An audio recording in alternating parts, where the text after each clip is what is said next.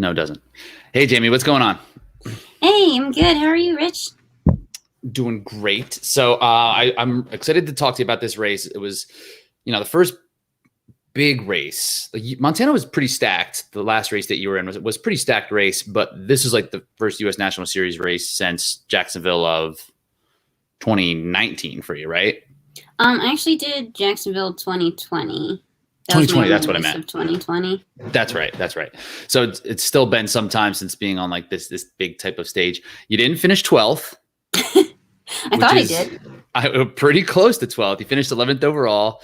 So yeah, like I made mention to that before. It's like how many you've finished 12th in like 3 or 4 races in the national races? Yeah, I finished 12th in Jacksonville 2020, right behind Annie. Tahoe. 12th in Tahoe, 12th in West Virginia in 19, and 12th in West Virginia in 18. It's my number. That's just your number. Not this time. 11 this time. So count it. It's just my favorite number, so there's that. Oh, perfect. So yeah, it was meant to be that way. Yeah, so, my dad called me up after the race. He's like, "So did you win?" And I was like, "Well, he said, did you get first place?" And I said, "I got first twice."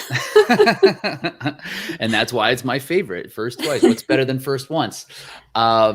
Yeah. So overall, that's solid, right? And being in that with like such a stacked field, it's definitely a good position to be in. It looked like early in the race, you kind of established yourself in that top 8 or so, but yeah, it seemed like that was kind of where I figured you would kind of go out and kind of mix it up with.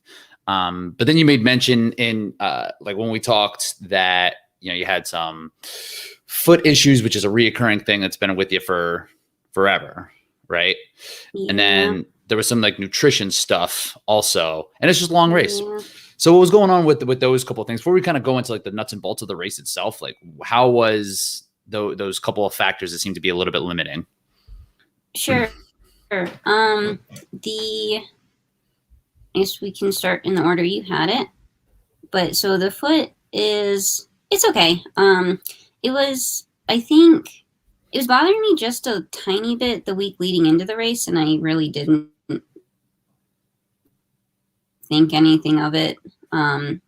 Just because I injured it in 2005 in gymnastics, and it's got all sorts of weird growths on it, bony growths that aren't supposed to be there.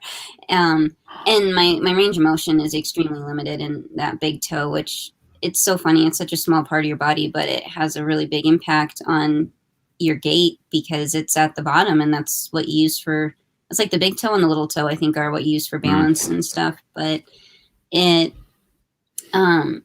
something I've had for at least 15 years now, so I've definitely gotten used to it. My gait is fully adjusted to it. I know what shoes I can and cannot wear. And I think the Sunday before the race, my husband and I did a run with a lot of elevation gain and loss. So we went out for 11 miles. We went on the ridge of a mountain range nearby. It's a very popular route. And we did the first part and just did an out and back because if you want to do the whole thing, it's 20 miles. And we did not want to do 20 miles, especially with it being kind of smoky. But that meant we had to ascend. I think it's about 3,000 feet over 3 miles. And then on the way back, we had to do that same descent. And it's talus. It's not, rocky, like,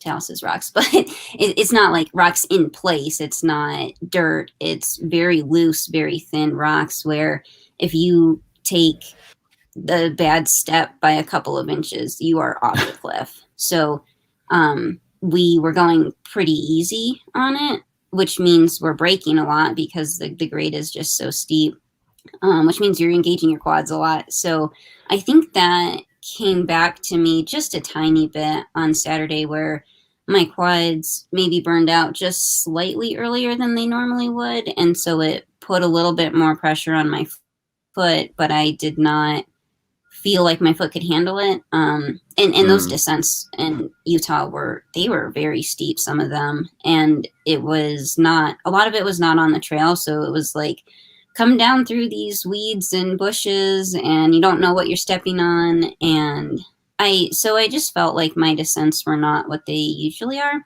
And part of that was because my foot was not doing well on them, and I probably could have pushed it more than I did, but I panicked. And well, I guess I shouldn't say panic, but I was very cautious about it, and I didn't want to push that more than I felt comfortable doing it, because I didn't know if I pushed it a little more, like if I took another step, was it just going to crap out on me and not support me? And then I got to get off this mountain one way or another, and I'm getting to that finish line. So that was the foot thing. But yeah, and that seems to make sense. Minor. Yeah, I mean, I know it's something you've dealt with for a while. It just seems to be like the circumstances around it, just unfortunate timing. But it seems like you made the right call with it being literally the first race on that stage in such a long time. That getting to the finish and just getting a marking on for the U.S. National Series is just kind of like the right move. So we'll talk about that a bit during the actual pieces of the race. But what was up with the nutrition part? Because you made mention in your post, and it was something it made sense, but it's something that I wouldn't necessarily have thought would be an issue. Yeah, the nutrition thing I think was definitely my biggest limiting factor in my race performance on Saturday. And I was just kind of dumb, I guess, for lack of a better term here. I knew that I needed to get fuel in. I think we were coming off of our first descent, which was maybe 2-ish miles in, like 2 or 3 miles in. And so I used honey for my in-race nutrition, and I'm starting to rethink that. I don't know. It's always worked in the past, but on Saturday, I went to take some, and it just felt really thick. And because it was so dry, I didn't realize the humidity in Utah on Saturday was only 15%. And the last time I was in 15% humidity, I had a nosebleed for 50 minutes. And like dry air is tough on everybody. Just like hot air or like hot temperatures are tough on everybody. Yeah. But like for myself, I think I'm at the extreme end of hot temperatures really don't bother me that much. Like they can a lot of people who grew up in Montana who don't get as much hot weather as I've had growing up. Or just in general, I don't know, maybe it's because I'm a small person. The heat doesn't bother me as much, but the dry is really tough on me. I love running in humid conditions, which we don't get a lot of in Bozeman, but jeez. I know. Most people die when I say that, but yeah, it's like you might be the only person who feels that way. I don't know. I love it. I do a 5K in Florida about once a year, and it's so humid and it's so nice. I don't disagree. I don't mind the feeling of like the humidity like over me and just like the sweltering heat. I actually don't hate that. Like the way it is right now in Philadelphia is like fine for me, but the way it affects performance is just it seems to be much harsher for most people than like a dry hot day. So that's why I put like, that's why my humidity thing, I'm like, it's just not good to do anything well in. But I like the way it feels. Yeah. Yeah, that's fair.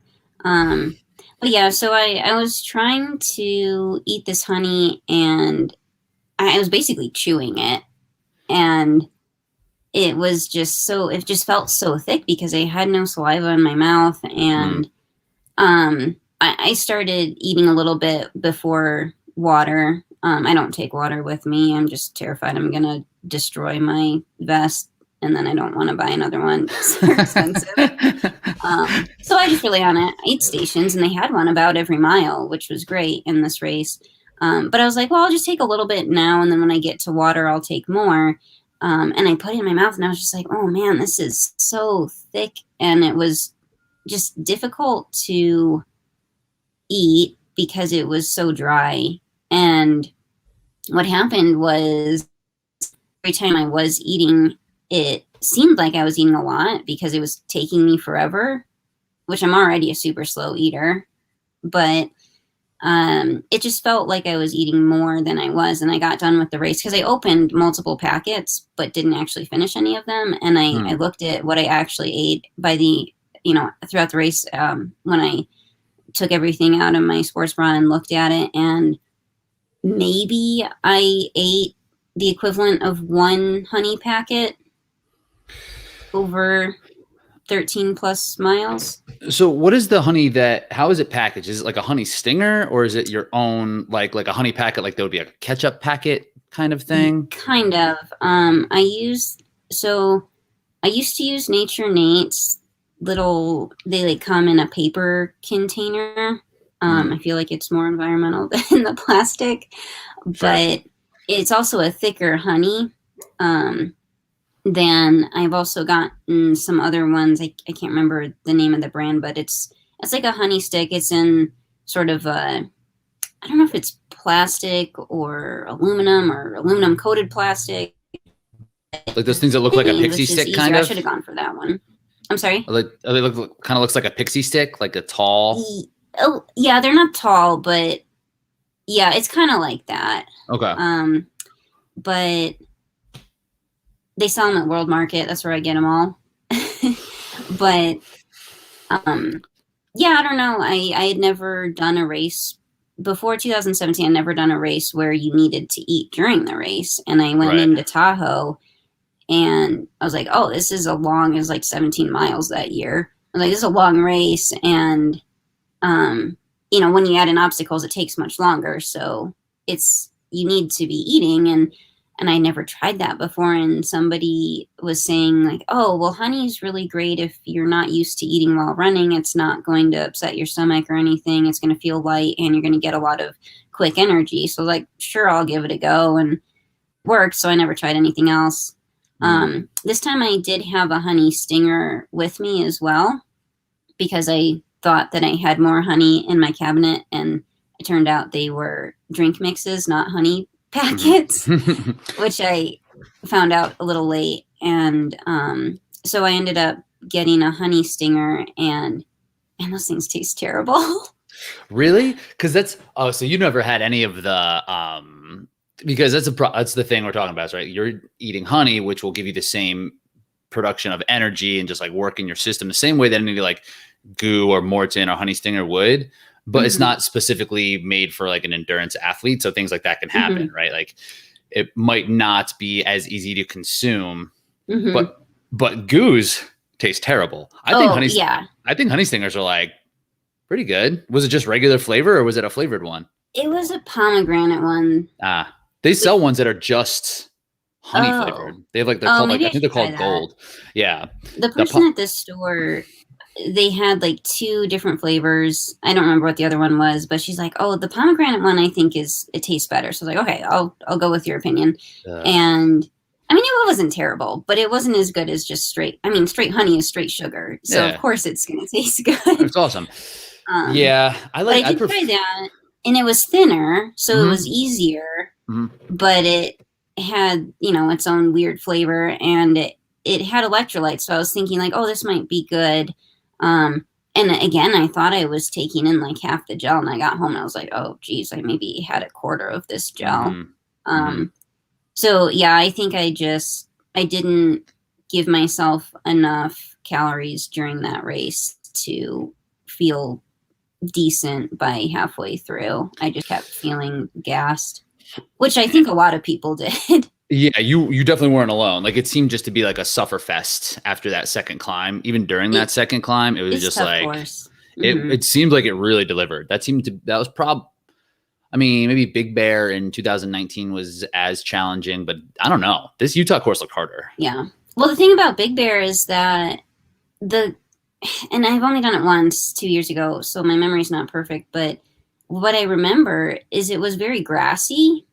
Yeah. In Utah, it's all weeds and really dry dirt, which is not sticky. You're just bringing up dust, and if you're behind somebody, you're they're kicking up dust into your face, which they had the ultra runners go out first. And so we were passing a ton of ultra runners, and they were so fantastic. They were so nice, cheering us on, jumped out of the way as soon as they heard us coming. Very awesome.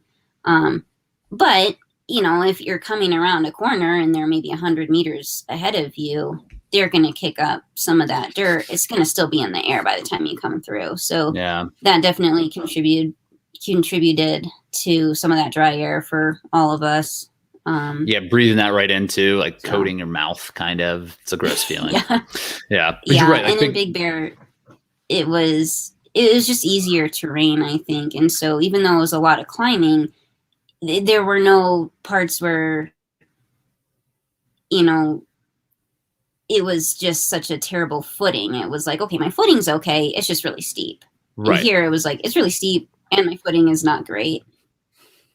Yeah, I'd say that's fair. And that, like, and kind of where this landed, even though this is later in the year than what Big Bear would have been 2 seasons ago, it still feels kind of early in the season for such a brutal race, just because no one has really raced in a long time, you know? So it seems like it was like the first race and quite a course to kick it off. So why don't we kind of get into it and talk about the actual race itself and kind of go through what it was like. And now that we have that kind of background of, you know, where you finish and some of the things that were going on, you can just kind of tell us like how things kind of progressed during the race. Sure. So the first 2 miles were pretty much straight uphill. Did you get a chance to watch the broadcast? Yeah, my husband and I actually took a look at it last night. I really like how they edited it, and I really like what they did this year. I thought it was nice. I thought it was good too. And like having multiple people out there. But like, I wonder if it was good for someone who has no idea what was happening. Like, I had a perfect idea of what was going to happen during the race, just because like I looked at the athletes things. I was talking to you. I was talking to everyone else who was out there. Like, I had an idea what was going on. I wonder if like you took a random person and sat them down in front of that video, if they would have any clue what they were looking That's a good point. Yeah. I thought it was pretty cool that for the first, as much as they could with where they had their runners, they really showed a lot of the field, which was really cool. And then, you know, they were able to build some stories into it a bit. And then the only thing I think could have been neat at the end is if, you know, once your top finishers came through, if they came back and just filmed more people going through that final gauntlet, I think would have been neat to see.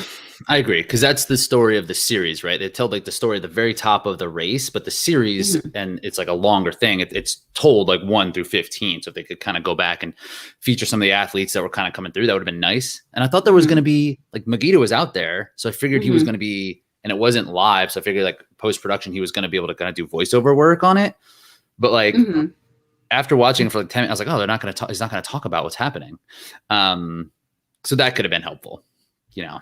Yeah, but he did a good job. But overall, I thought they did a good job. Yeah, and he's knowledgeable enough. Like he was able to kind of point out people. Like he said your name. I don't know if you caught when he did. Like he was like, he knew who people were out there, right? So he was able to kind of like at least give a little shine, which I do appreciate. So the first climb, you're pretty assertive. You kind of, like I said, put your nose in it and mixed it up. How were you feeling earlier? What was the kind of the idea? What was the strategy? I take out pretty much every race the same, where I run what feels pretty comfortable to me. What I feel I can generally sustain if that was the race. I don't put too much thought into it. I just kind of go out and it's like, well, I'm going to go out wherever other people fall is where they fall. And this is what I'm going to do. So it happened that we were sort of in, I think it's like, I don't have eyeballs in the back of my head, so I don't fully know, but from what I could see, it looked like there was a lead pack, which had maybe 4 women in it. And then a chase pack, which was in the immediate area around me. It was Alex, me, and then Casey, because there were some single track parts to it. And then at some point, Rhea and Rose sort of came back to our chase pack, or we moved up to them, or somehow they were with us as well, getting a little farther up on that first climb. Because I remember following Rose on the barbed wire crawl, and then going into the vertical cargo with it was like Rose, Casey, Alex, me, and Rhea were kind of all on that at about the same time. Yeah. Yeah, that makes sense. And then it would have been Renee, Lindsay, and Annie was kind of in that middle. So they're like probably eighth. Top. There's like a pack of 8 that were kind of. Yeah.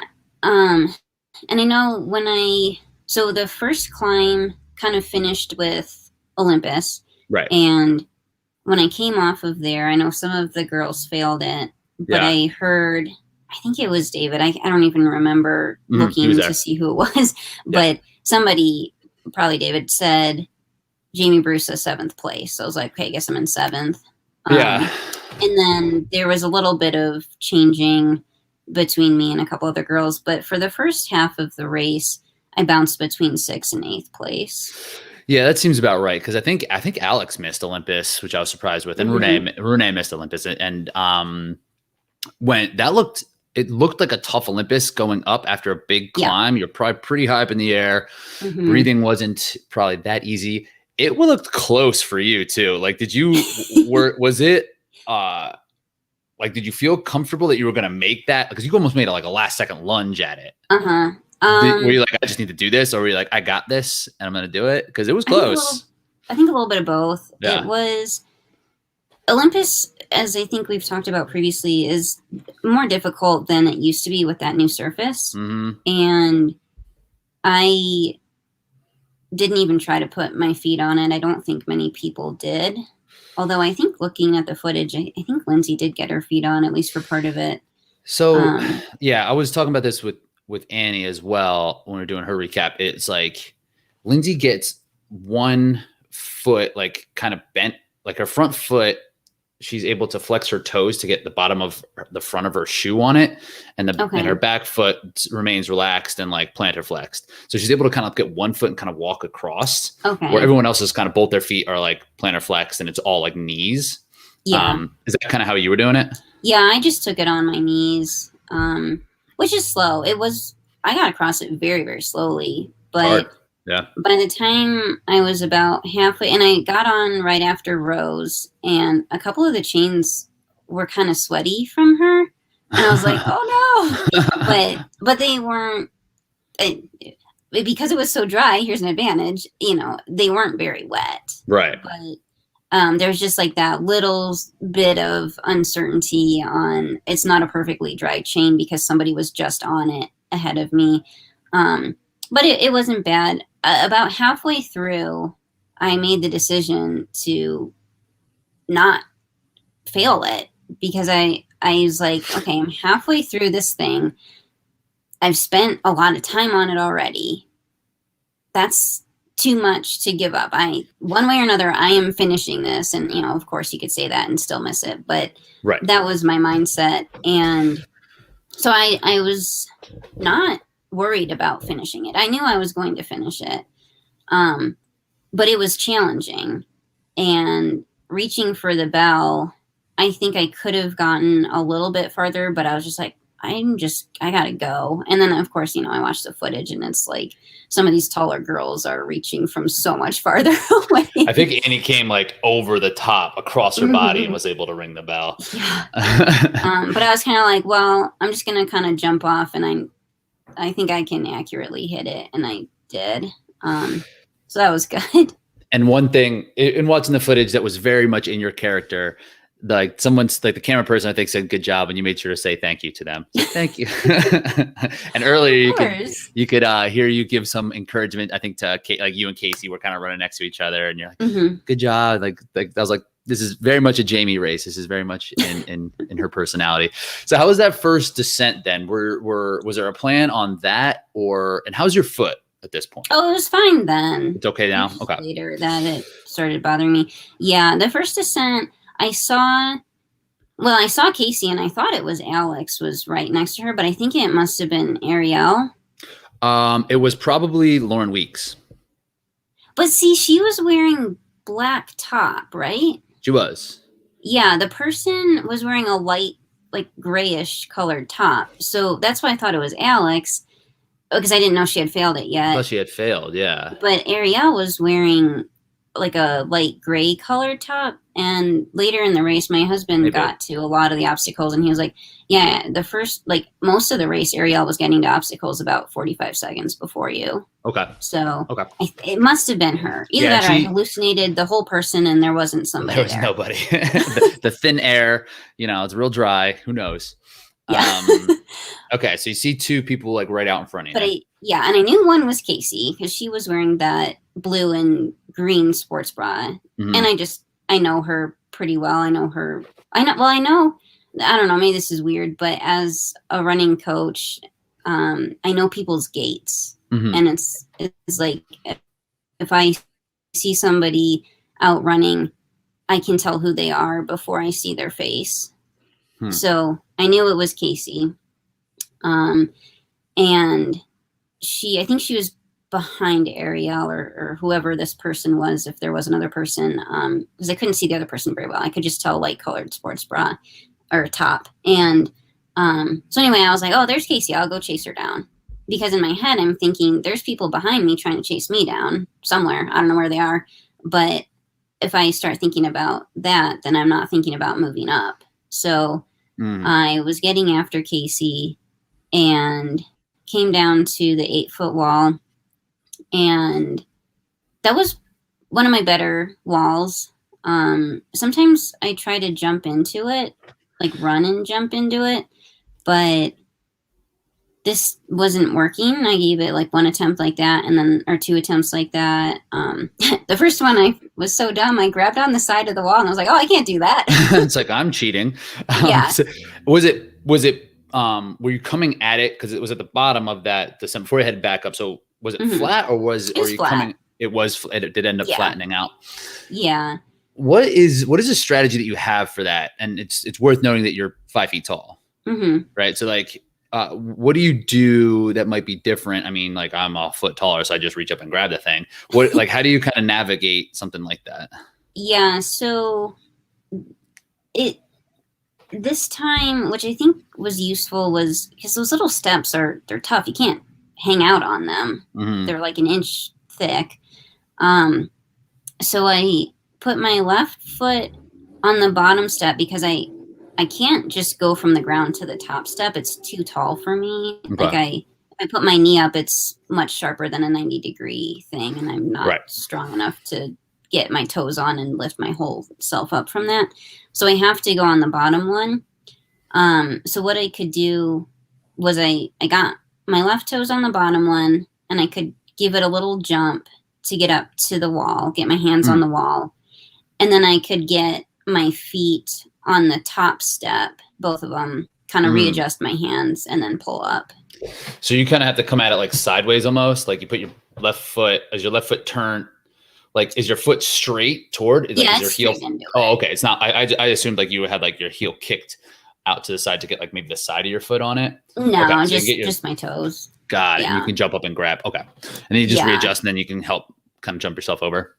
Yeah, and that works because that's something that's kind of hit and miss for me. A lot of times where I'll spend a lot of time on that obstacle. But this one, I think it took me 3 attempts, which was pretty good for me.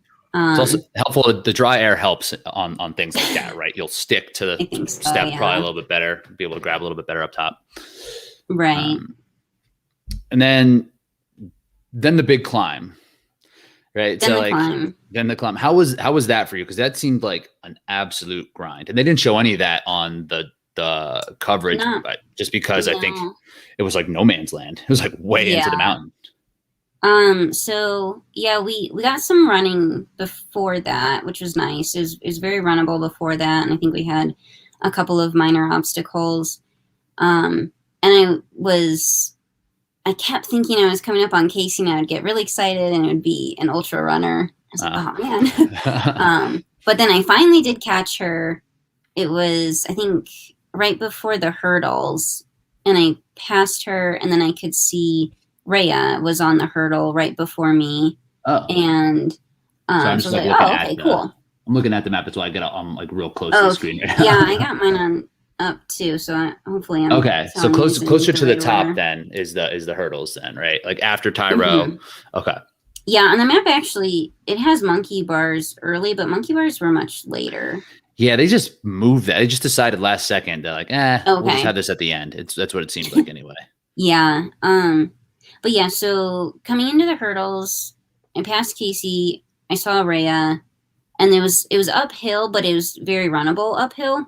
So we were going up there, and I did not realize that I was running at a faster pace than Rhea, but I caught her. So I was like, okay, cool, good job, maybe we can climb this together. That's cute. No. So as soon as we went into the non-runnable section, she took off on power hiking, and I thought I was pretty good at power hiking, and I'm not at this point in my life right now. Huh. I lost a lot of ground on that. That's when I tried the honey stinger, the pomegranate, and then I was like, oh, this is not the flavor I was expecting, but okay. Yeah. But I was like, I'm going slow anyway. Might as well try and fuel up. Right. And which makes sense. Mm-hmm. And so I kept looking at Rhea, and I was like, okay, she's not getting that much ground on me, I was like, I can stay with her, and it wasn't bad, but I didn't realize how long that climb was. And from our viewpoint, there were a lot of false peaks. So I kept thinking, it's like, oh, we're almost done with this. She's not that far away. I'm in it. But then we keep going, and I realize, oh, that's not the end. It's not. You have close. like a whole mile left. Yeah, basically. Yeah. And at that, somewhere along there, Casey came back and passed me, and so did Renee. Oh, Renee. And I'd never met Renee before, so I was just like, wow, who is this person? But did she still seem fast at that point after? Because she took it out hard. Okay, she did, she was still rolling. Okay. Yeah. I mean, I didn't know who she was, so I do what most people would do. I Googled her later, right. and oh wow, I was like, oh, okay, this person's a good runner. Yeah. so I was like, oh, I don't feel so bad about her blowing by me a couple of times in the race, but yeah. So she passed. So Casey and I hiked together a little bit before she eventually passed me, and that was when Renee passed us, and she was just like. It felt like we were standing still the way she moved past us. Wow. I didn't realize she was able to make her way back that aggressively. But I guess it makes sense because it wasn't necessarily a failable obstacle. I don't know how the back half of her race went. But you did end up finishing. I think it was good. I wouldn't think so. But she must have spent a lot to catch back up to you guys. Because at this point, you must be in anywhere between 6th and 9th. Yeah, I think when I got ahead of Casey, that put me in 6. Yeah. And then when she came back up on me, it put me back into 7. So we were 6 and 7, and Renee was 8 and then became 6. I think. Huh. And yeah, so we went up that big climb, and there was water at the top, which was nice. And I tried to eat more honey, which of course I had a lot less than I thought I had. And then they had crawl tubes, which weren't on the map. There were? Uh-huh. Were you looking forward to that? You had been pumped. You're like, look at it. This is my obstacle. Yeah. Here we go. I saw them, and I saw Casey was like going through them right as I was coming into the water. Like she was just barely in my sights. And I was like, oh, Casey, you're really tall. This is not your obstacle. This is my obstacle. I got you. Yeah. So I grabbed some water, had some honey, not enough, and ran through the crawl tubes, which I don't have to crawl in those. I just do a hunched over run. You can really? Yeah. So did you come out all of a sudden you were in 3rd place? You gained that much ground. Boom. Yeah. Right. If they were the first obstacle, maybe they'd throw me into 1st. Yeah. But, but did you gain ground? Did you catch up to her? I probably did, but I didn't gain enough to see her. Got it.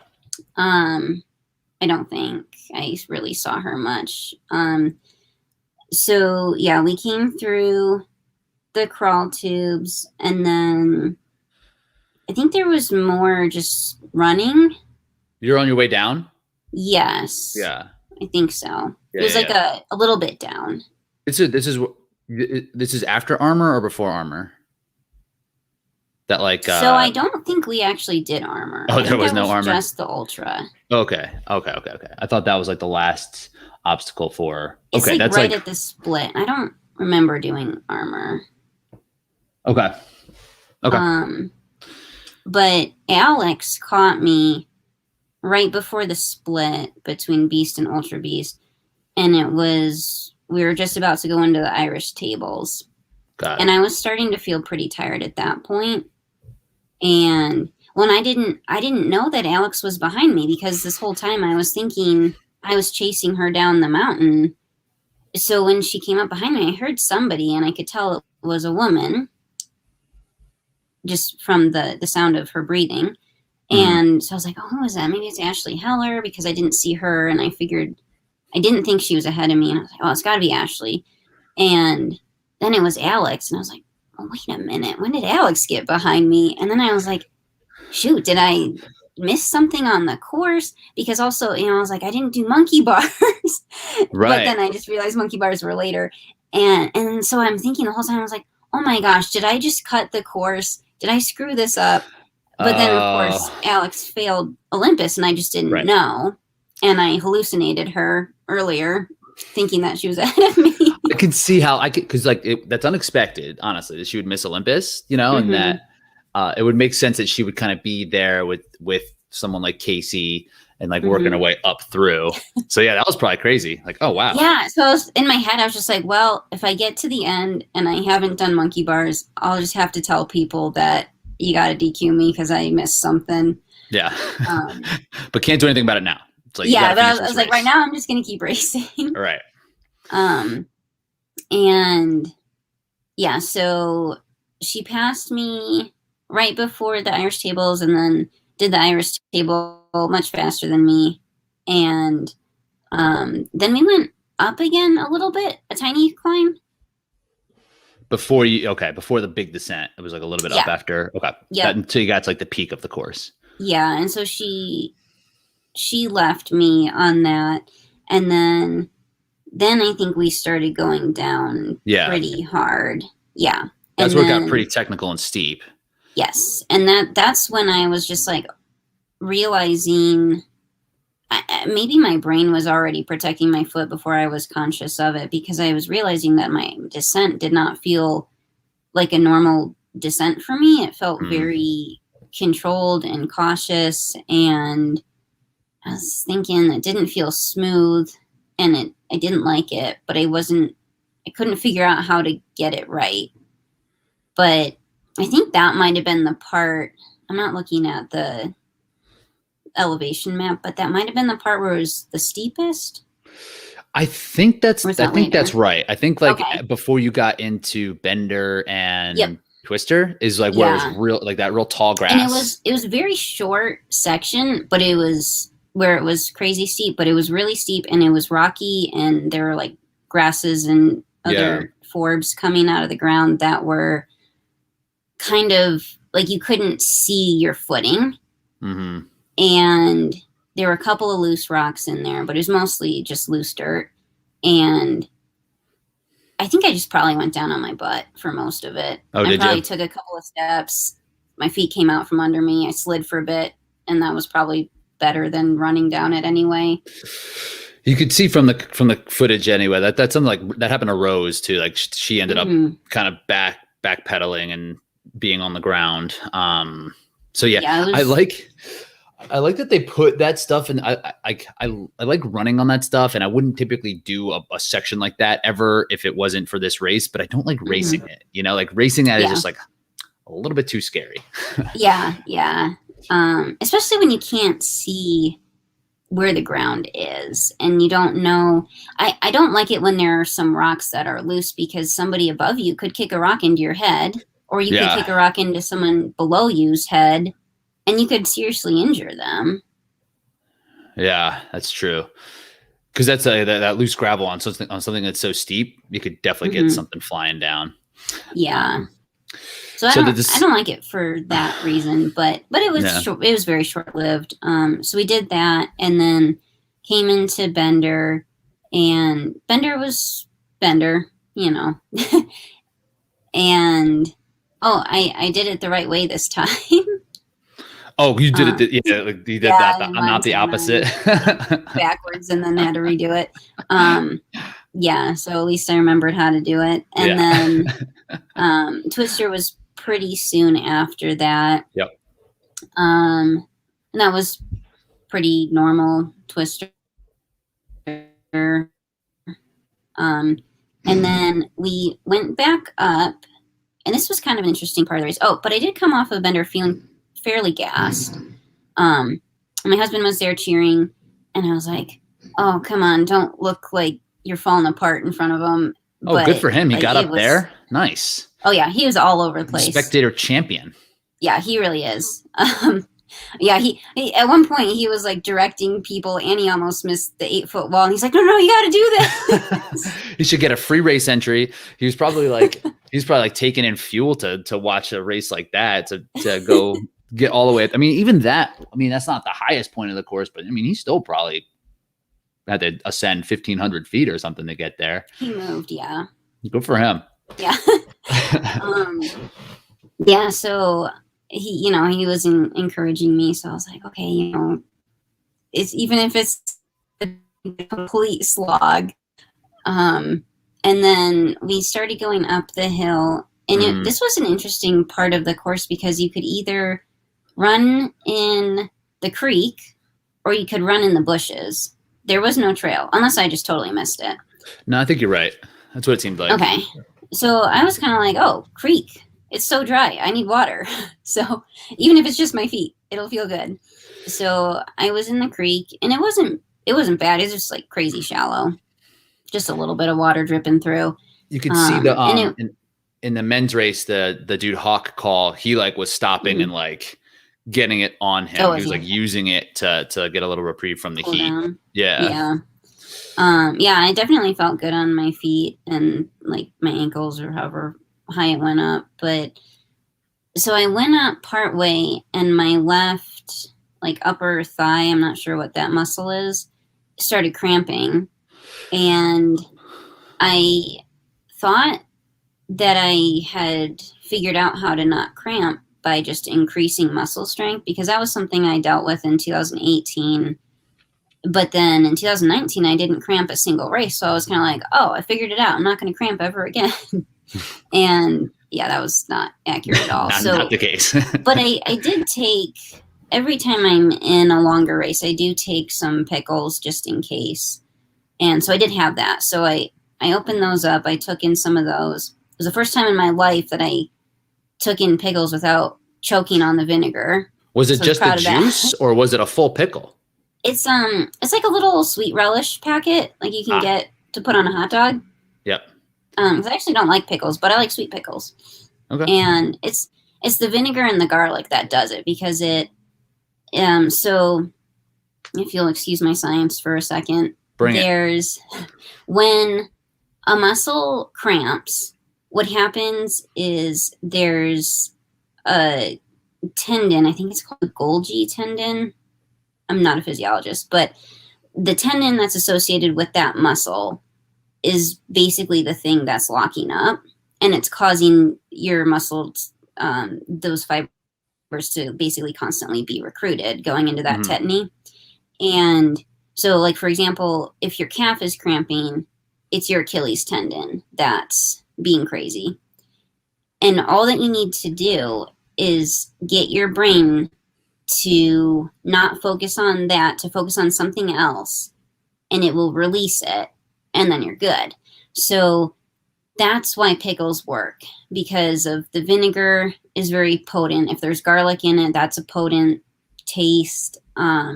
Anything that's really salty, like if you have a salt pill and you just bite down on it, that's a really strong taste. That's going to distract your brain just long enough to release or send some signal to release that muscle. And then that's what actually releases. It's not the salts, because it works way too fast for the salts to do anything. And also, there's no way it can get there. Yeah. Right. And if your problem was a lack of salt, your entire body would seize up. It wouldn't be localized to one muscle. That's the thing. Like if just like things are signaling the right way because of electrolytes, like you got bigger problems. Yeah, Right. for Yeah. sure. Yeah.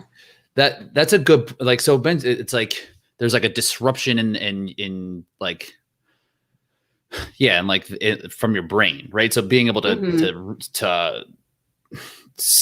take a signal and replace it by nutrition is an interesting one, by some sort of sense. Do you think you could do it with like smells even? Do you think you could do it with other things outside of, yeah, I think you could. Yeah, even if you just like bite down hard on your tongue or your upper lip, that I've read can help.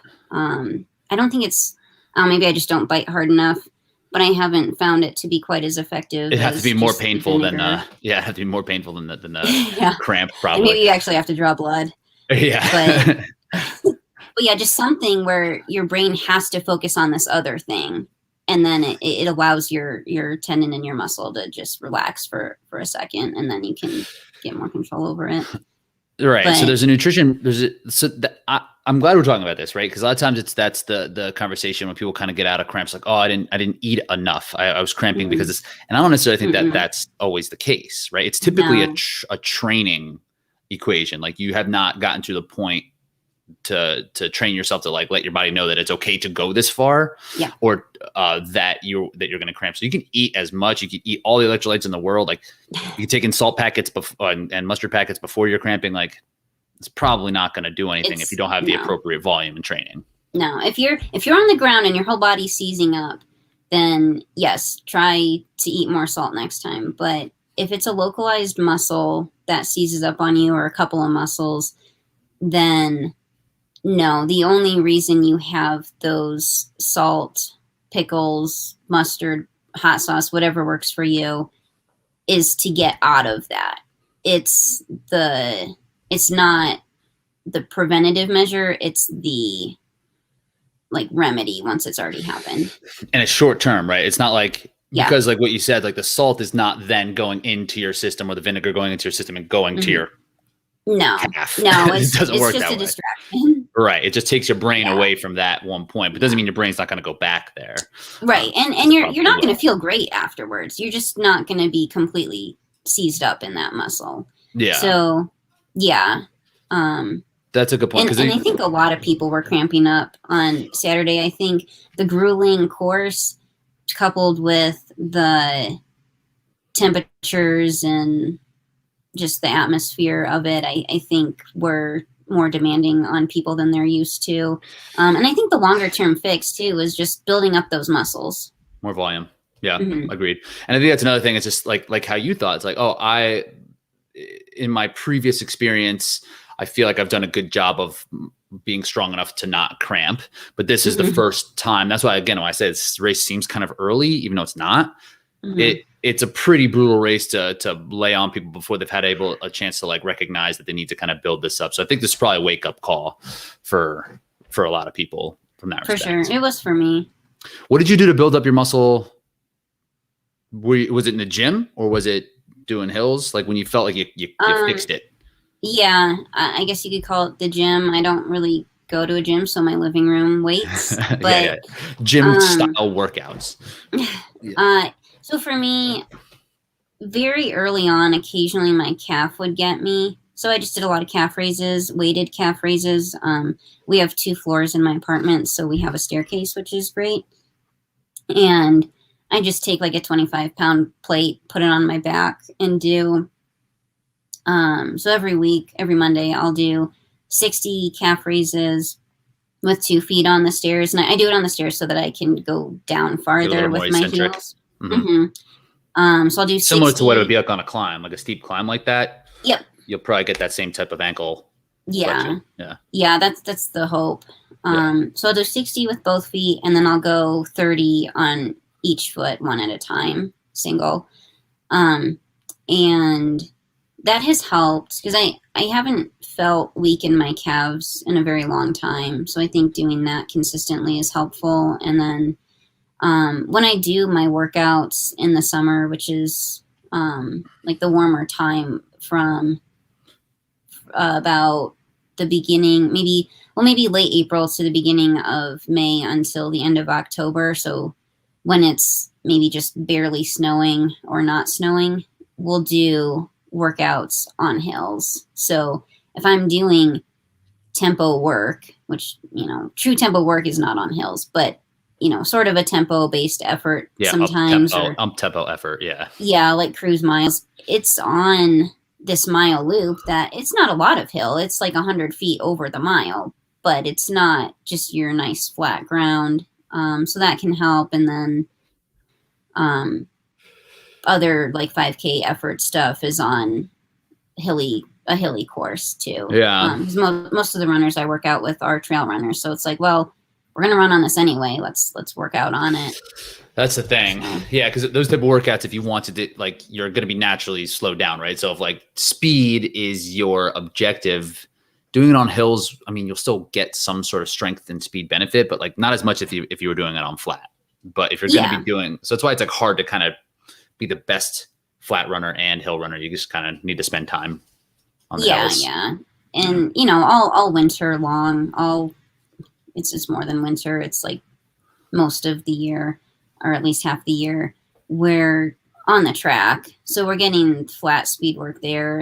My Friday work, so this is Tuesday, my Friday workouts are often on flatter areas in the neighborhoods or something kind of fartlek style.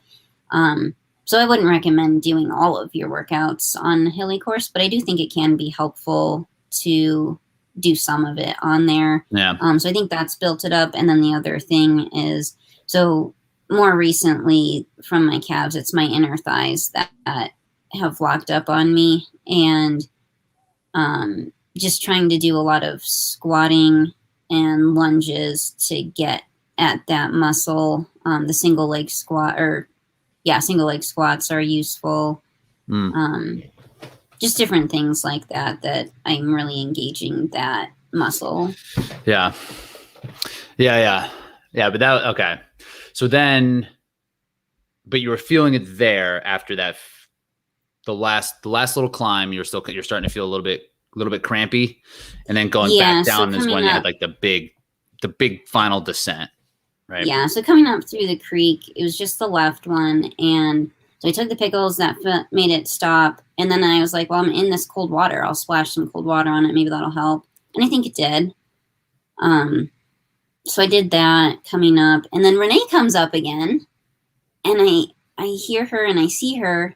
Where'd you pass her this time? I'm sorry? How did you get by her this time? Oh, shoot. I don't remember. One of those obstacles, I think. Maybe she missed Twister? Maybe that was it. Oh my God. Okay. So she catches up again. She wasn't too far ahead of me. Yeah. I don't remember where it was, but yeah, so she comes up and I'm just thinking, I don't know who this person is. So in my head, she's not as good of a runner as she actually is. And I was just like, all right, this person's passed me before. I'm not going to let her take off on me. So I go with her. And it wasn't very far because she passed me towards the top of the climb, and kind of at the top was Beater.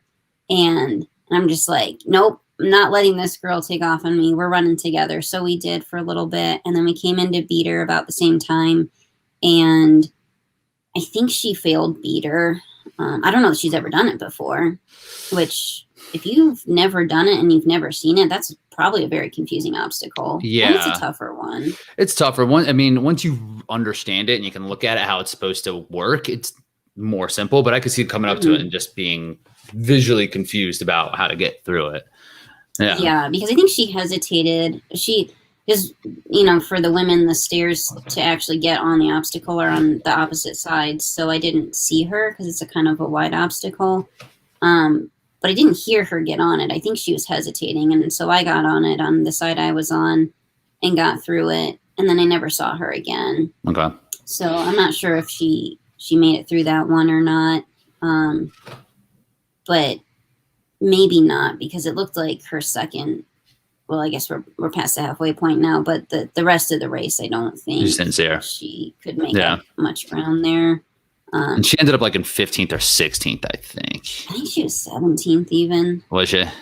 It was pretty far back, yeah, for someone 17th who was up in the front and clearly has the aerobic capacity to if this was just a trail run, she probably could have won it. Yeah, she had a similar result in Jacksonville. She did something similar. Okay. Where she was like top 3, top 5, and then just had like mistake after mistake after mistake and ended up somewhere like in the 15 to 20 range. Yeah, that's very much how I started off in the sport, not at the national series level, but just in more of the local races. I'd get out at a very comfortable conservative pace, and I'd be leading these races, or at least in second place, and then we'd hit these obstacles that I couldn't do. Yeah. Or maybe I could get through them, but it would take so much energy for me to get through them. Then I was like, oh, I'm barely hanging on this run. That's ridiculous.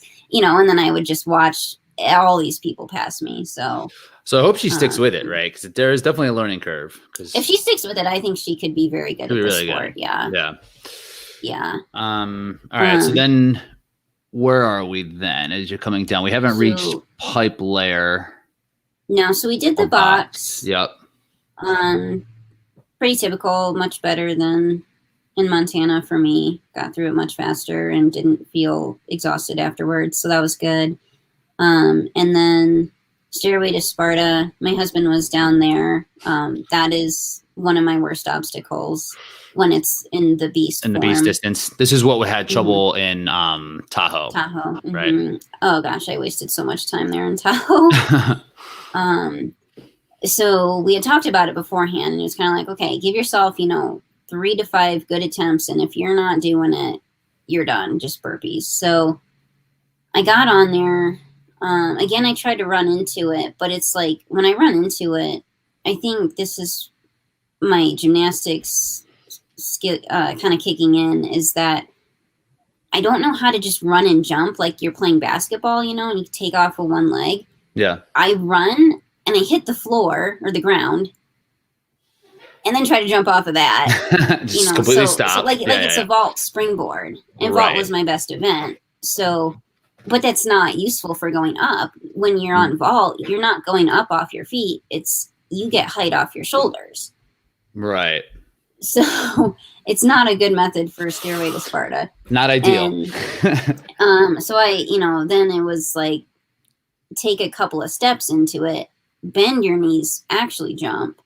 And I could get both hands on the piece, but I guess I just didn't have the grip to hold on. Like I could hold on for half a second and then I was falling off. So I tried that, I think 3 or 4 times, and then I just did burpees, and you did end up doing burpees there? Yeah, they felt slow, but I don't think they were terrible. Just because burpees are sometimes my best obstacle. So, I think they were decent enough that I didn't lose too much time on that.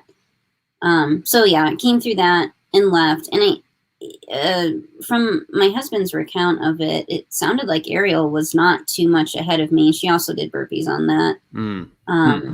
I think she was still like a minute or so ahead of me at that point, but I didn't know. I didn't see her.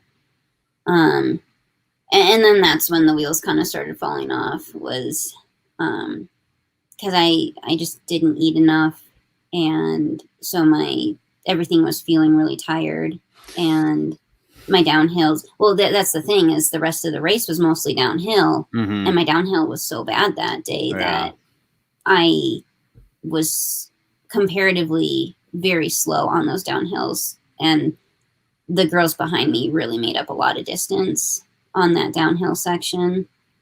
Especially after burpees. A lot of energy being spent. Plus I had just recently cramped, so doing the burpees, I was kind of like, okay, just don't cramp on burpees, which I didn't. That was good. Oh, nice. But I was somewhat cautious on them. And then, so pipe layer was next. That was pretty typical.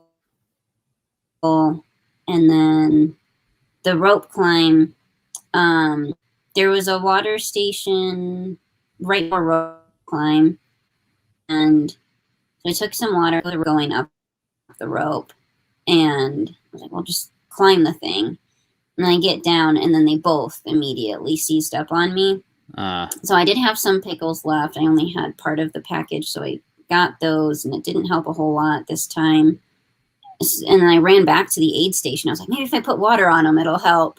No, it didn't do anything. And then I was just like, well, I'm just going to try running on them. Like, yeah, they're cramping up, but nothing else is working. Like, I'm not going to just sit here and let people pass me. So I started, and it didn't, like, I was just this goofy, wobbly giraffe at first. And then I walked a little bit, and then I tried again. And I was just like, no, I got to run these cramps out. So I did, and it kind of worked. My legs felt pretty jello-y, but they were functioning. So that worked. You got about 2 miles left at this point, right? So it's like some running left, 2 carries left, and a bunch of obstacles. And so yeah. Oh, sorry. So yeah, after the rope climb you got into those back-to-back carries, right? Mm-hmm. Yeah, and the sandbag carry was pretty short. That was nice. So I was going down, and it looked short. And I was like, oh, that's all I have to do. And then when I got down a little farther, I realized it was a little bit longer because it was on a hill. But then I saw the end where you turn around, and I was like, no, that's not it, Jamie. It's going to be farther. Just be prepared for it. But then it wasn't. Yeah. So that was a nice mental relief. And then, and then it was more downhill. And then it was the bucket carry. And I was trash at that point. I picked up the bucket, and then I put it on my shoulder, and the bucket felt heavy. And then I felt really lightheaded. And when you're going to pass out, like the corners of your vision get a little dark. Oh, whoa. Who's doing that? Yeah, so that was happening. Oh, no. And I was just like, just stay conscious. Just don't pass out. And then we can put this bucket down. And I did manage to stay conscious on it. That was good. But it was very slow. I could barely move on it. Those girls behind me were catching up. Okay, so people are catching you this is almost survival. Are you feeling like in survival mode at this point? You're just like, let's just finish. Kind of. Like I was definitely still racing, but I was also I didn't have much fight left in me. I really didn't. Yeah. And on that carry, my sole purpose was stay conscious. But I did see Ashley O'Hara was starting the bucket before I had put mine down. Mm-hmm. And so I was like, oh man, she's coming. And I thought I was in 10th at that point, but I was in 9th. And I was like, man, I don't want to give up a top 10 spot. So I was like, just keep trying. And, I could barely, there was a lot of walking at this point. I could barely even run. But I got over to the Z wall, and that was fine. And then the Atlas carry was fine. And then multi-rig was next. And I thought it was, I was a little nervous about it, but it was okay. I think in previous years when I wasn't as strong, that would have been more difficult. And there's a good chance I probably would have missed it a couple years ago. But it was kind of funny. Like my legs had nothing, but my arms were still pretty good, which is kind of funny. But yeah, so I got on it and I got through it. And then it was the spear throw, which I missed. I mean, it was like I threw a paper airplane with holes in it. It's like all your might too. Just I had nothing. Yeah. What was that penalty loop like? It was not terribly long. It was uphill through the bushes. And I couldn't even run the whole penalty loop. And my husband's yelling at me, like, he's like, you gotta run. I was like, I know, I'm trying. I would. I mean, it's so pathetic, like looking back on it, of course, when you're feeling fine, it's like, why couldn't I have just run something? Right. But yeah, I couldn't, I was kind of just like, just put one foot in front of the other. And it was kind of like a walk run, combination. And as I was coming down that loop, I saw Ashley was going up, and she also was walking part of it too. She also missed? She missed, yeah. And so I was like, okay, maybe she won't catch me. I can do this. She has to walk too. But then we came into her hoist, and I'm very slow at that. And so first I don't know. I couldn't find the red bags, which was dumb. And I like went for a black one thinking it was red. And somebody's like, women are the red bags. And I was like, yeah. And I was like, oh, this is black. Okay. So I picked up the red bag. And I start going, and out of nowhere, Faye Morgan starts pulling next to me, and she's so good at that obstacle, and it just goes up immediately, and mine's still like halfway up. So she gets through that very quickly and passes both me and Ashley. So all three of us are on this obstacle at the same time in 9, 10, and 11th place. And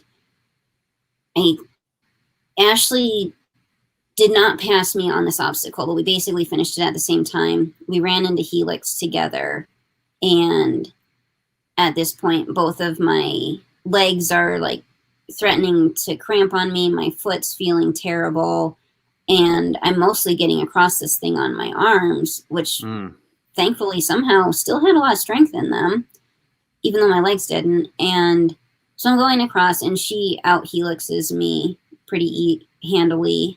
But I get through it, and then it's just the rolling mud and the dunk wall and the slip wall. And so I can see both her and Faye ahead of me in the rolling mud. And I didn't know how much distance there was between that and the finish. And I was like, okay, if there's some running, maybe I can still beat them. Or maybe if I can get through the mud faster, like it's not over. But they were ahead of me, and they got up the slip wall like a normal person. And I get onto slip wall, and I went for what I thought was a lower rope, but it wasn't the lower. And I grabbed onto the bottom, which was just coated in rubber, I'm sure to extend the life of the ropes. Right. But it was very slippery. It wasn't the rope material. So I slid right down it. And Casey was there cheering for, other girls finishing. And she's like, no, use the middle one. So, okay. That was the lowest one? So I used the middle one, Man. which was longer. And then my foot, I forgot to mention a little earlier, there was the A-frame, and my foot went off on me coming down on A-frame, which just means that it's not functioning, and like all of my toes are trying to be in the same place. So, and it's kind of painful. So what happens, I don't fully understand it, but I think what is going on is for 10 months of my life when I was in college, when I re-injured it, my foot really just had a stress fracture, but because there was already so much damage going on, my body just sort of shut down function to that foot.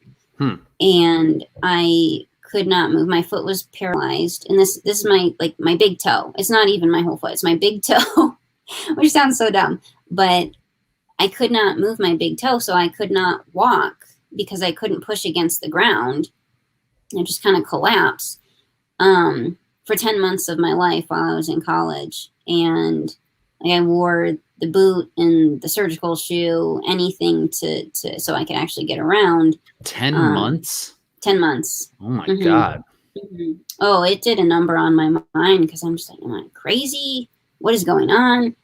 Surely a normal person can move their foot after a small foot injury. But yeah, after a lot of neurotherapy and a visit to the Mayo Clinic, things started functioning again. And I remember it was November 20th. I was at the PT, and she's like, okay, we're going to try walking today. And she put me on a treadmill, and she put it at the lowest setting, the slowest setting. And I walked for 9 minutes on treadmill.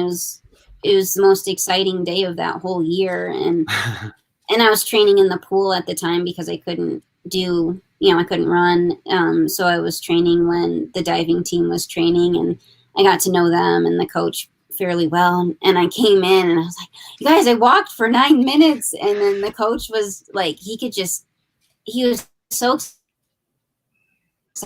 excited about how excited I was that he told a recruit for the first time in 10 months for 9 minutes. And so it was a big deal. I mean, that is like 10, like you say 10 months. And I mean, in the scope of like life, it's not an incredible amount of time, but it's almost a full year in like a formative year of your life. That had to have been incredibly hard to deal with. The hardest part was that I didn't know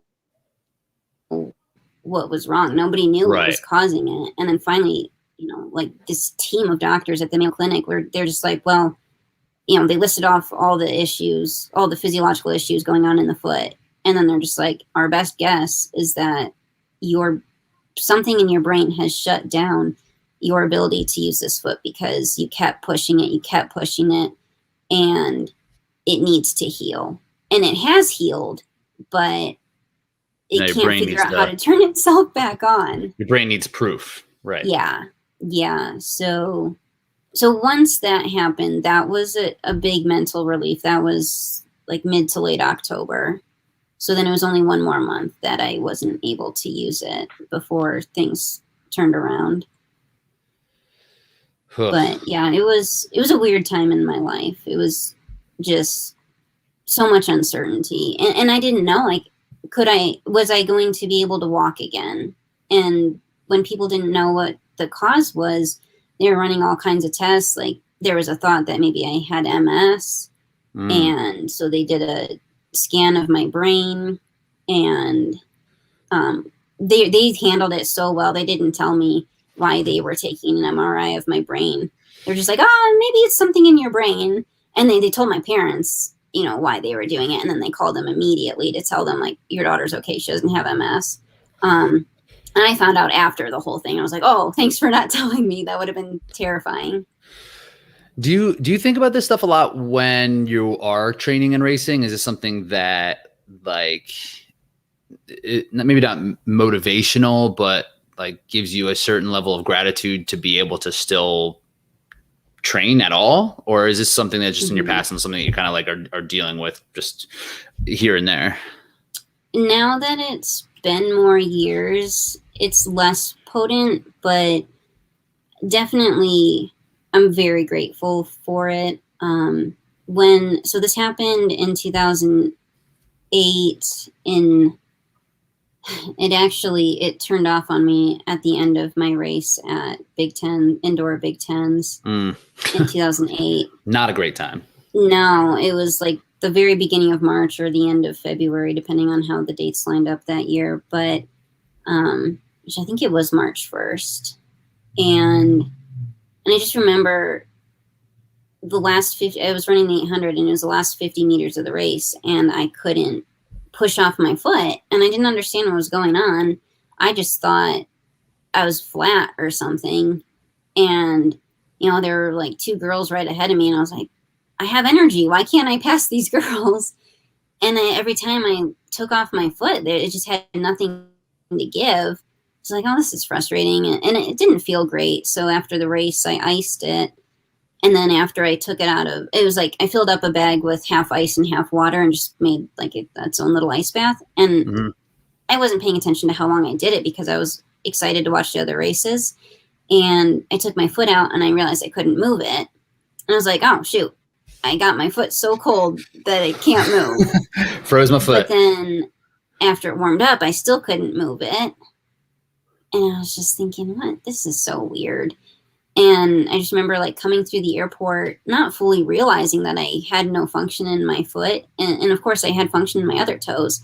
But all I could realize was my team was way ahead of me walking through the airport, and I couldn't keep up with them. And I'm just trying to figure out why am I going so slowly? And there were a couple of girls who hung back with me, and they're just like, we'll walk with you. And I was like, thanks. I don't know why I can't walk faster. And then the next day in class, I was sitting there just trying to move my foot inside my shoe, and I realized that I couldn't. And so that was the start of everything. And And it was just a long process of trying to figure out what it was. How are we going to get things back? Jamie, maybe you're just crazy. You've made this whole thing up. It was a very big mental toll. And then coming back was the most wonderful thing when I could run again. I felt like I was me again. And it was very powerful just to go out and run for, 5 minutes or whatever it was. And I felt terrible because, really my whole shape. leg was atrophying. Right. So I had no muscle in there, and it was so hard to run. But my coach came out. I just ran on the indoor track. He came out with me, and he was so excited. And I was so excited. And I was like, this is really awesome, but I feel really bad. And, yeah. And then just the next time I raced was such a big deal. I raced the 1500, which I had never done before. And I had no idea how to race it, but I was just so excited to be out there. And my mom came, we were at Purdue. My mom came to watch, and, she was just like, look at you out there. And, I didn't care how I did. And it was just cool to be there. And then a few years later, I was coaching in Alabama, and sometimes, so it's warm there. It was Southern Alabama. So we'd practice in the morning, and then a lot of times double in the afternoon. And so I would work often from 5:45 until 8 a.m. until about 6 p.m. And a lot of times I'd run with the team, but sometimes I didn't. And I'd come home and it'd be 6 p.m. and I'd be tired. And my husband was still living in Montana at the time. He didn't have the opportunity to move out with me yet. And so I was out by myself, and I was like, I'm going to go jump in this pool that's at my apartment complex, make use of it, and I'm going to run. And even when I came home sometimes feeling exhausted, not really wanting to run, I would just be like, there was a time not too many years ago when I would have given anything to run for 5 minutes. I'm like, I better get my butt out the door and run. And it was, anytime I thought of that, I was like, yes, of course I'm going to run, and it's going to be amazing. And it always was, even if it was just a few miles and getting caught up in spider webs, it was always wonderful. And that has carried through it. Like I said, it's not quite as strong as it used to be, but, oftentimes when I don't feel up to running, or it's really cold out and I don't want to go outside, it's like, but there was a time when this would have been an absolute dream to do this. Yeah. Don't waste it. It's just a good lesson, right? And even what might happen down the road, that there might be a time where something else happens, or where running is just not going to be on the table anymore. So it's good, because that was a horrible negative. I couldn't imagine at that point in your life too, as an athlete, trying to make sense of what happened. But at least it helps carry on, and still being able to perform at a high level, and still being able to train as much as you can. Something to be thankful for. I mean, it's definitely, I've learned how to adjust with it. I can't do everything, that I used to. And I can't do a push-up on 2 feet. I have to cross my feet because my foot does not extend. I can take my hands and I cannot push my toe. Got it. It just stops. Got it. And so I cannot do a push-up off of 2 feet, but I can do a push-up off of 1 feet. Great. That's a small adjustment. And I've never, it's how I've been doing push-ups for 15 years. So it's just second nature to me now. And so it's just small things like that. There are certain shoes that I can wear. There are a ton of shoes I cannot wear, but I know as soon as I put it on if it's going to work or not. So it's very easy for me to pick those things up. And, I'm sure there are plenty of people in this sport and other sports who have other injuries where it's like, oh yeah, this is what I do for it. And so this is just for me. And, at the end of the race, I didn't have much foot function or foot strength, or however you want to describe it, left. And when I went up slip wall, I didn't walk up slip wall. I pulled myself up with my arms, and my knees were dragging up the whole thing. And they got nicely scraped up. But, and of course those girls, even if there was more distance left to run after that. There was no way I was going to catch him after pulling myself up. Yeah, the race was just like arms. 300 meters too long, you know? Yeah. But yeah, it's just, you got to figure out what you can and can't do, and the things that are more challenging. You just got to figure out what's your workaround. Yeah. I'm short, so I have to jump for things, or I can't reach across multiple rungs at once. But you know what? I'm also short, and I move through the air faster. I can rotate faster. I can run under the crawl tubes instead of crawl, Yeah. Yeah. And I mean, that's part of also part of your personality, right? You don't mind figuring things out, having challenges in front of you. It's like, okay, like what do we have to do here? Where maybe some other people might just accept the limitations that they have and just avoid things, but doesn't seem to be in your nature. So it's like, all right, well, whatever problem presents itself, like I'm going to try to figure it out. Mm-hmm. So what do you think you could have done different? What would you do different this time? Maybe outside of the nutrition stuff, maybe having, I don't know, just a different product on you, I guess. What else do you think you could have done different? Different products, maybe.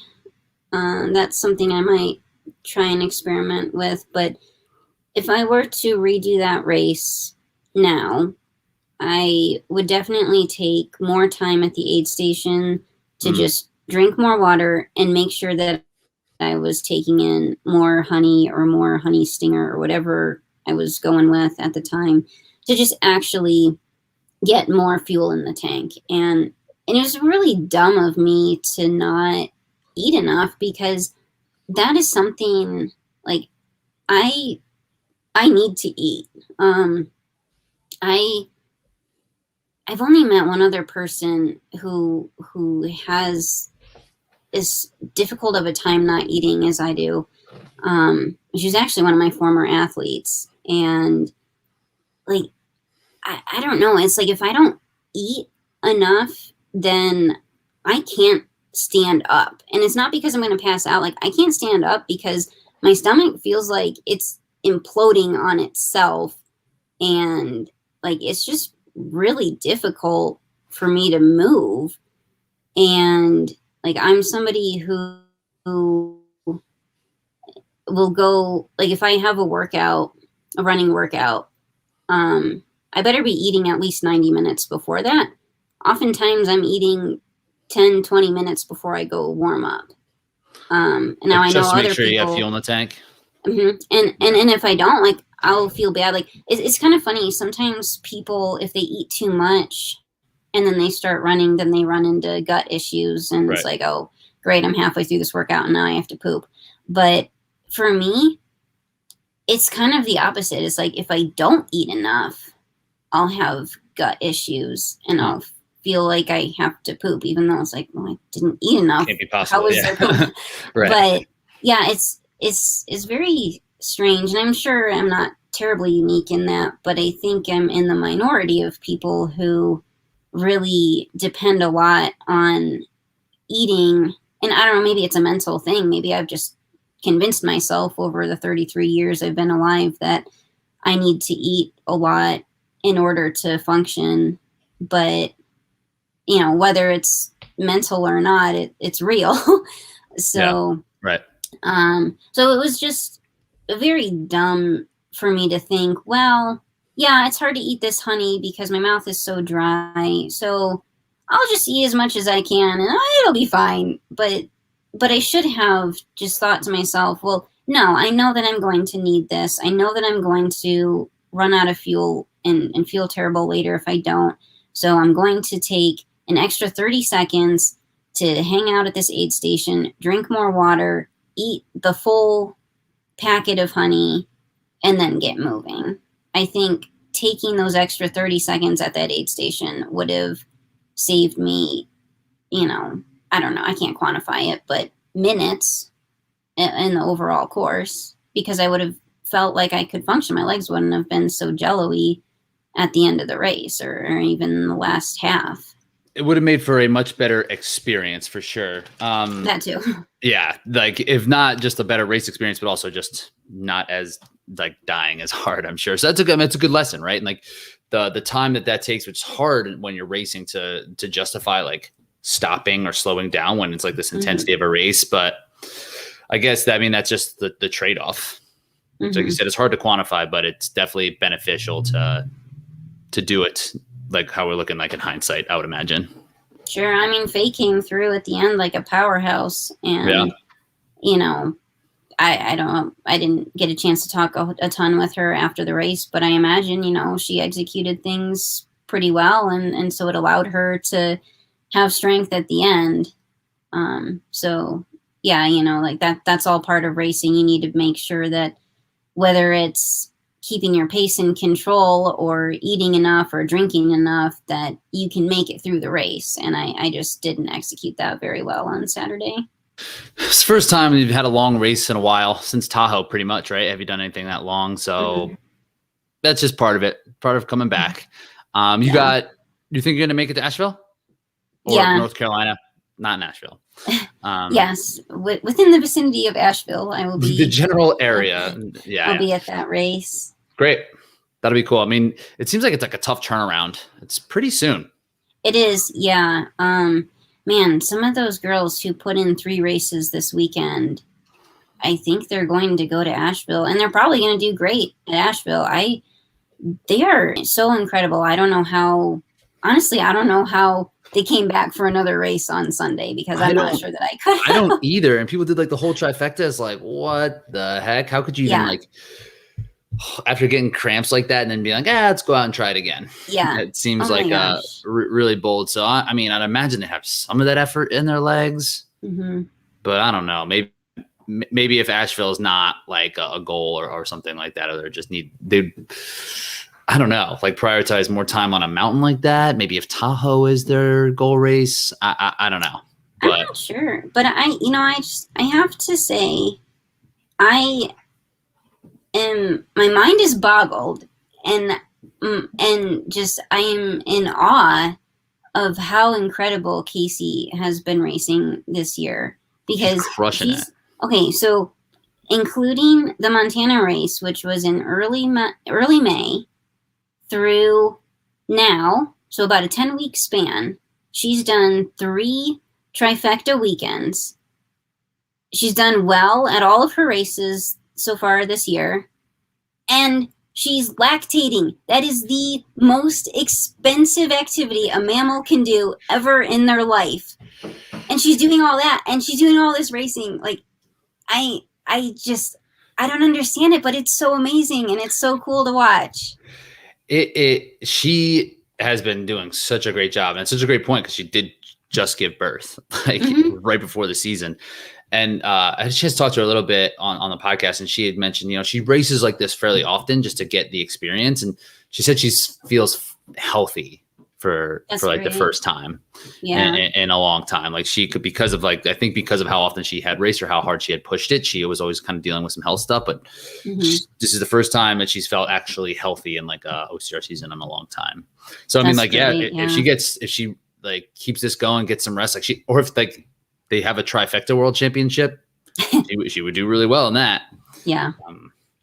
Yeah. Cool. So looking out for you in Asheville. Will you be there?